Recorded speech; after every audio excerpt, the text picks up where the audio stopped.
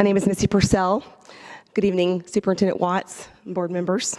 While I'm a parent of a child with dyslexia, I'm here to talk about literacy instruction for every GCPS student. As many know, teaching children to read is a debate that has played out for nearly 40 years. And finally, we have a clear answer driven by science about how the brain learns to read. In 2000, the NHI's National Reading Panel told us that using a common literacy program rooted in evidence will improve literacy rates for all children.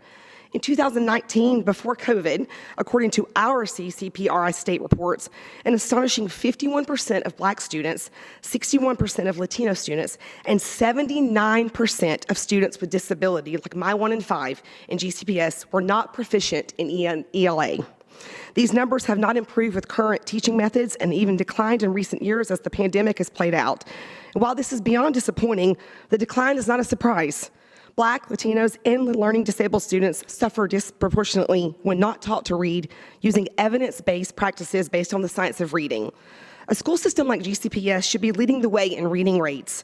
We have highly educated teachers who are dedicated and caring, but they aren't given access to high-quality training and curriculum that follows the science of reading. While we celebrate and appreciate today's business meeting where GCPS said dyslexia, thank you, and shared upcoming efforts to train teachers in Wilson and Orton-Gillingham and to screen to intervene using M-Class, we respectfully ask that GCPS aligns with the recent updates to the Georgia Dyslexia Handbook that states, and I quote, evidence-based, high-quality, systematic, explicit instruction for reading, language, and writing should be delivered within the general education classroom. With this 2022 update, we respectfully push for the complete removal of balanced literacy, including, but not limited to, reading recovery, level literacy intervention, Fontes and Pinnell, and Lucy Calkins units of study. The scientific evidence shows that programs that use balanced literacy, such as the ones I listed, have negative impacts on our children, not just special education children. Data also tells us that 95% of kids can learn to read. Yes, I said 95%. With structured literacy, not balanced literacy. If we choose to continue using balanced literacy in this county, we need to seriously ask ourselves, what percentage of students are we comfortable with not learning to read? Learning to read is not just about grades. It's managing your health care.